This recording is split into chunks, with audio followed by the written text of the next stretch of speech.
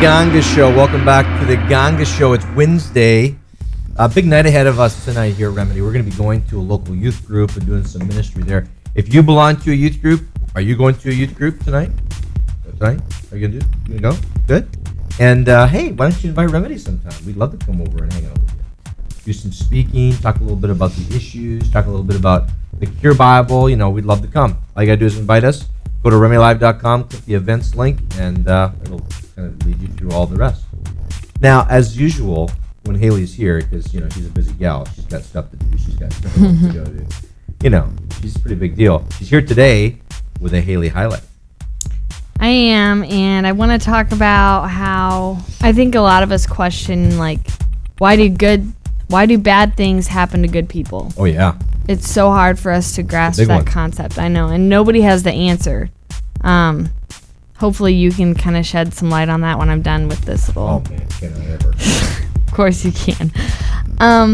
Okay, so today I was at work, and when I was in therapy, outpatient therapy, I don't know if you heard about this, but, Henry Gallagher, he was a tennis player at, I think, Homestead or something. Okay. And so maybe like 7 years ago, he was in a car accident, and 3 areas of his brain were bleeding, and he was at outpatient therapy when I was. Okay. And I was doing, like, I looked like this, I could function, I was high functioning, and he had been there for a year or two, like, and he couldn't sit up, he couldn't talk, he couldn't do anything. Like, he was so dependent on his mom for everything. And so today at work, Henry and his mom Cheryl come in, and Henry is the same way, like, that he was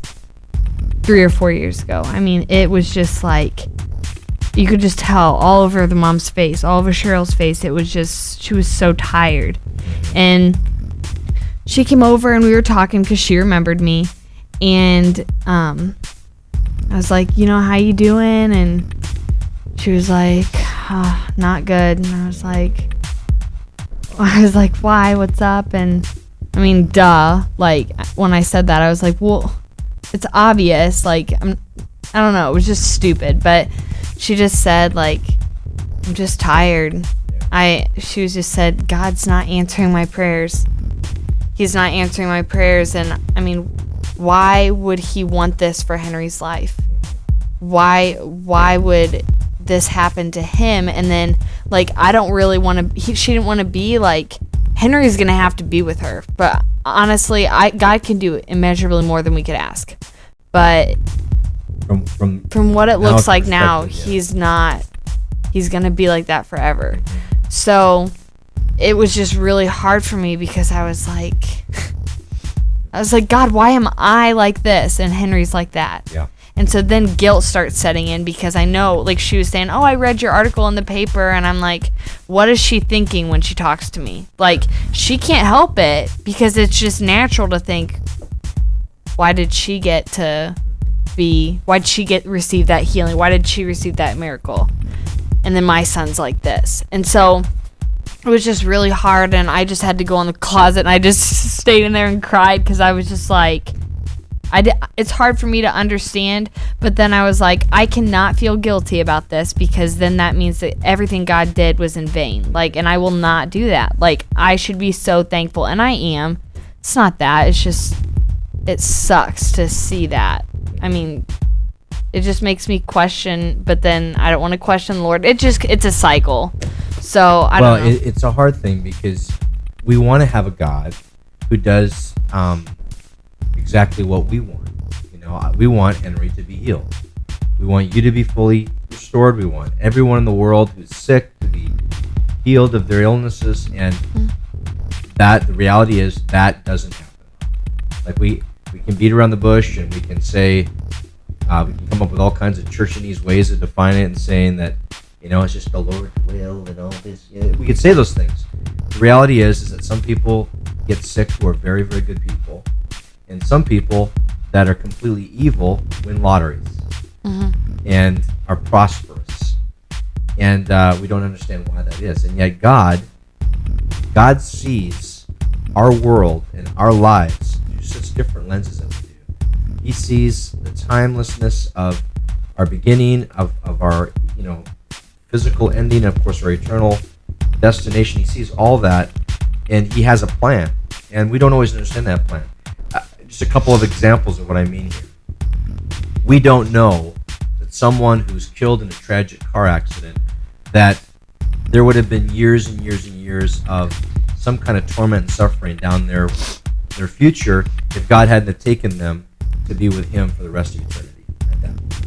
We also don't know, and you're a perfect example of this, how many people are better for understanding their lives because of your accident. Now, it stinks that Hayley is the one that had to have that accident, or Henry had to have that accident. But God sees that you, as his child, are going to be able to be so much more blessed in serving the people that he wants to know you than if you would have gone on to be this dynamic basketball star who would have thrown herself into athletics and perhaps maybe not pursued your faith, pursued life with Christ, and maybe lived a life where it wasn't at all what God wanted for you. But we don't know that. And these questions are such good things to say, God, I don't get this. I don't get this. But that's why I'm me and you're God. I'm created, you're creator. I don't get it. I don't understand it. I'm even angry about it. But I'm not going to try to make it understandable to my brain, because the reality is it's a mystery of why things go the way that they go. So what would you say to Cheryl? I mean, what can you like? There's nothing you can say. Car accidents occur every day because people drive drunk. Car accidents occur every day because people don't get a good enough sleep the night before. We've talked in the show in some of our crazy news stories about how people nod off. How many like hundreds of people are nodding off at the wheel every day as they drive. Yeah. To blame God for humanity's stupidity at times is just not fair to God. Now, does that mean that God still couldn't fix it? Yeah, he can, and he does, and there are times when he does. And you'll hear people say, who was it that just told me this other day, that someone approached them, a firefighter. A fire destroyed a building, and a fireman, no, this was what it was. Excuse me here, I'm trying to collect my thoughts. A fire destroyed a friend's house, or an apartment building. And she was asleep in her bed. And a neighbor banged on her door. And she went to open the door. She didn't recognize the neighbor, but he looked like he was in his house coat. And he said, "You got to get out of the building. There's a fire in the apartment building." So she gets out. She realizes that she doesn't know this guy, but she knows everybody in her building. And they believe, and rightfully so, that there was an angel that came and woke her in her sleep. A lot of people were asleep in that building, but this guy went door to door, and he didn't even live in the building. There are times when God intervenes. He does, and he's got a plan for that, and he understands it. There are times when he doesn't. And that's it. He just doesn't. He's got plans differently than we do. We want the easy road. We want the best road. We want the road that is going to allow us to live the same as everyone else. And God says, I'm not going to allow that. I still question God as to why he allowed some of the things that I went through with abuse and when I was a child. But I would never be leading Remedy. I would never be even thinking about hurting kids, hurting teens, if I hadn't have been hurt myself. Now, someone like Henry, he doesn't have really any future independently. He's going to need a caregiver his whole life. I don't understand that. I don't. I wish I could make a clear statement and say it's because of this. But all I can say is that God has a plan that is greater than ours, and I'm going to fight it because I'm human, and I'm going to I want to understand it.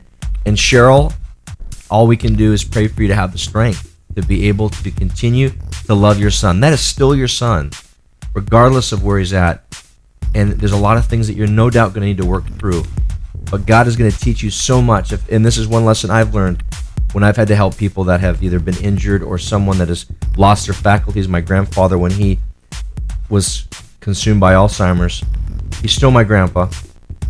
And as I saw him deteriorate, I began to learn about the way God sees me when I deteriorate, when I fall short, and when I change. And I say, God, I'll pursue you, and then a week later I don't.